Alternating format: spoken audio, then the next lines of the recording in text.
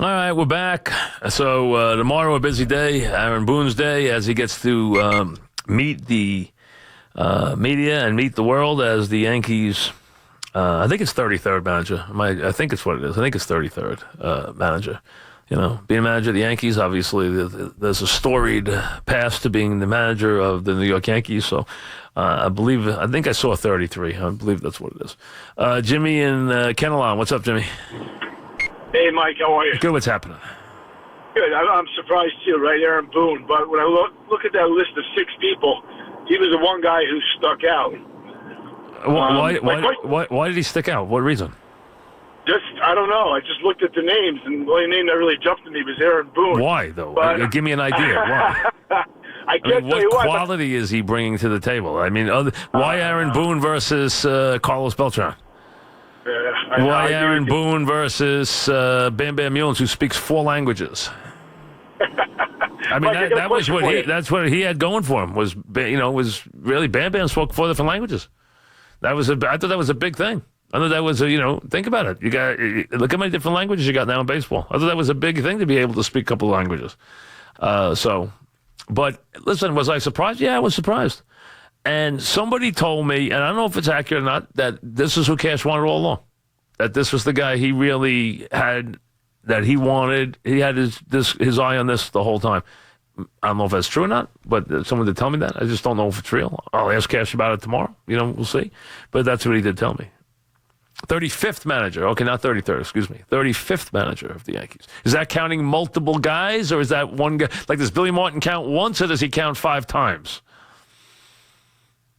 He counts once, okay. So 35th different man to manage the team is Aaron Boone. Okay. Rob in Yorktown, what's up, Rob? Mike, how are you? I'm What's just happening? thinking Billy Martin 6 times. My God, Whatever it was, 5, 6, whatever it was. was, he was there a lot, that's for sure. Yeah, sure was. Mike, listen, let me just grab you and make my point. If you go through all the other 3 major sports, substitutions are a part of each game. You go in, you come out, you go in, you come out. So, Coach Cashman's got to know something we don't. When in baseball, at the end of the night, there's got to be 4 or 5 very disgruntled people in that locker room, especially the way the game is played today, especially with the manager. I mean, you got pitchers coming out. I don't understand who's the disgruntled guys? The pitcher that comes out, the relief pitcher that gets taken out, the guys that get a pinch runner gets taken out, a pitch hitter. Huh? How many pitchers come out and, are aggravated that they got taken out? I mean, I don't know. Maybe one. Sometimes they're relieved. I mean, it depends on the day. I mean, sometimes they have nothing. I mean, I don't know what day they're. I mean, that's a weird one, Rob. That was really a weird one. Disgruntled players. Everyone understands what the game is about. I mean, listen. Now you pitch 6 innings, you did your job. I mean, that's all they're looking for. Pitch 6 innings, turn it over to the guy, turn it over to the next guy, turn it over to the next guy. Drew in Trenton, what's up, Drew? Hey, Mike, how you doing? What's happening? It was interesting to hear you talk about Ernie Corsi, that his second choice, or his fallback, I should say, was Roethlisberger. I'm curious who, if the Giants can't get Darno or Well, it was Darnold. Rivers. I mean, listen, there were 3 guys, and he liked Eli 1, Roethlisberger, and then Rivers. He wasn't as high on Rivers. There were 3 pronounced quarterbacks in that draft, and he liked Roethlisberger almost as much. He had told us that he would have been very happy to get Roethlisberger. He thought Roethlisberger was going to be very good. He was right. He was right about both quarterbacks. Who would be your fallback if I know you like Darnold number 1, but who?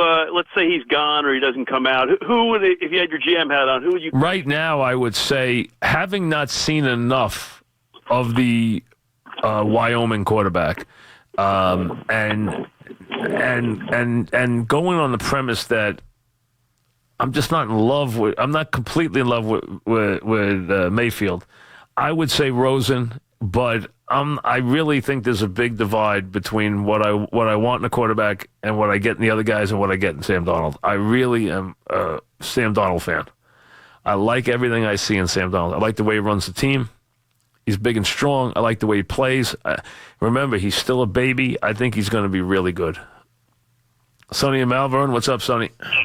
Hey, Mike, the problem is these 3 guys are not as pronounced as Eli, Roethlisberger, and that might not be true. The only thing is Donald hasn't played as many years, but I don't. You don't know that that's the fact. I mean, why you're thinking you're not thinking back to what they were like then. You're thinking of them now. You're not thinking of them then.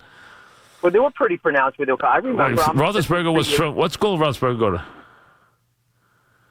Pittsburgh. He went to Miami of Ohio. I mean, come on now. You don't even know where he went to school. So, I mean, come on now. He was not he comes even from a major conference. So, I mean, so don't act like you look at it now. You're thinking of Ben Roethlisberger now. So the thing is, these guys, they're all the same coming out of college. There's no difference. Eli was a guy who played a lot, but Eli was not a super duper star coming out of college. He was not his brother coming out of college. He was not John Elway coming out of college. He was not a guy that he was considered to be the ultimate one, like a Elway or his brother or an Aikman or a guy like that. He was a guy that was thought of very highly, but not like he had to be the first pick, like those other guys had to be the first pick. So, but there were 3 quarterbacks at the top of the draft, and depending on who you like. Now, remember, Roethlisberger was from Miami of Ohio, wasn't from a bigger school. So, you had to, worry about that and think about that, but it turned out to be very, very good, as they all did. Sam in New Jersey, what's up, Sam? Hey, Mike, how are you? Good, what's happening? First of all, it's been an honor, and I've learned a lot about sports throughout the years listening to you. Well, thank you. You and Dog. Question about Wilkerson's suspension. Do you think this is the end of him after this year? Because also, when you think about it, when they suspend Lee for the full game and Wilkerson for the quarter, is that trying to say something to Lee that they don't want it to ever happen again? But Wilkerson, they kind of know that he's out of here after this year because there's no way they're paying him that much money when he's kind of broken down a little bit or his plays slacked off. Listen, do you think that he is at the end? He's got ability. He's not the guy I'm building the team around by any stretch. I'm going with the younger players. They have players you can build a team around. They have some youngsters you like to build this team around. They have a core of guys that you can see that are going to be the right guys to build around. And I think their nucleus is better than people thought. I really do. And I think they're enthusiastic. I like what I saw about them. I like their enthusiasm. They were very excited. They were excited on the field before the game. They very much played with a bounce. They played with a passion. I was very impressed by what I saw from the Jets the other day. Now, listen, they need a quarterback. McCown's done a good job this year. He really has. And I'll tell you this, I could not believe, stunningly, I know Bob Sutton a very long time. I know Andy Reid a very long time. I could not believe how bad their defense was. I mean, it was atrocious. And they benched Revis. Now, unless they're going to tell me later on, and I didn't listen after the game to Kansas City, but unless they're going to tell me he pulled a muscle or something, they benched him. And Revis was given an enormous cushion. He really was. He was just not very confident out there. Now, I know it was his first game back, but it did not look good. He really did not look good. And to have Peters pull the nonsense he pulled and leave the field laughing, I understand they had, a ridiculous plethora of penalties at the end of the game. And it was utterly ridiculous from what they did with the field goal attempt right on down to in the end zone. I understand that it was penalty after penalty after penalty, but you cannot pull that kind of nonsense. You cannot. I mean, that's just out of line. I mean, Andy's team. Now, Andy didn't call the plays either, he actually delegated the play calling. Now, he's done that a few times in his life, but that's how bad it's gotten. It was not the offense, though. They made big play after big play. Hey, the Jets could not cover Tyreek Hill. I mean, they had no chance. Tyreek Hill got behind them at least 4 times where he should have scored. Now, he scored on 2. He could have scored on 4. The ball was underthrown twice. I mean, and Kelsey, man, I mean, he was, hitting Kelsey, he was running all day. So they had a lot of trouble. Those guys are really good, though. Those are very talented players. Kelsey, Hill, very talented players. Very hard to deal with. But the Kansas City defense was abominable. Missing tackles, getting overrun. I mean, just miserable how bad their defense played. I couldn't believe how bad it was.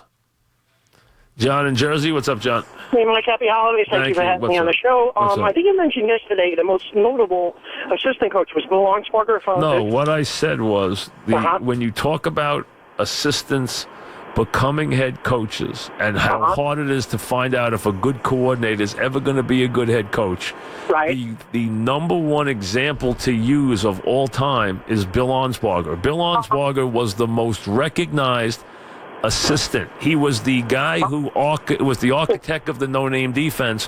He got as much. If you watch the Miami Dolphins when they were great in their heyday, he got a ton of attention. He was on, and he went to the Giants, and it was a huge story that he left the Miami Dolphins and came to the Giants, and then he went 7. Well, wait a second. You asked the question. You don't want to answer. Okay. No, you asked the question and didn't interrupt. That just makes plenty of sense. I'm sorry about that. I'm sorry about that. So he went 7-24. That's the idea, and that's why he's the example. Okay. So. Sorry to bore you with it, but that's why he's the example. Okay, he was 7-24 as the head coach after being ballyhooed to be the head coach. It was a big deal that the Giants got him. A big deal. He was an enormous catch as a head coach. Everybody wanted Arnsparger. The defense was never the same without him, and he came here and he flopped. He was 7-24 as the head coach. So here's the guy, and then you can put North Turner in that group. You can put Wade Phillips in that group. In some regards, you could put Buddy Ryan in that group. Never reached the heights he did as a coordinator, as a head coach. Never won a playoff game. Buddy Ryan was an assistant who put together a great pass rush in Super Bowl III for the Jets as an assistant. He built the bad defense, built the legendary bad defense, won that Super Bowl. A head coach never won a playoff game. He had 10-win teams, but he never won a playoff game. Rex never achieved the heights that he did as an assistant, as a head coach. Go down the line. I could think of a million of them. And you just don't know if a top assistant who's a top coordinator is going to translate to be a head coach. It's a very difficult thing, most difficult thing in the world. And you get guys sometimes who aren't, well known. Mike Tomlin, no one ever heard of him. Steelers, they interviewed him because of the Rooney Rule, never let him out of the building. There's a perfect example. So, it goes the other way. 2:00. I know, I told you. Yeah, I know that sounds better. Okay. Yeah. He was trying to tell me your name is Wilkinson, not Wilkins. I said, that's not right. So I said, it's not Wilkinson. So Jacob Wilkins, that's exactly right. We'll have Lou Lamoriello when we come back, a guy who knows how to win. Talk about a guy who knows how to win a lot. We'll have Lou when we come back. Here's Jacob.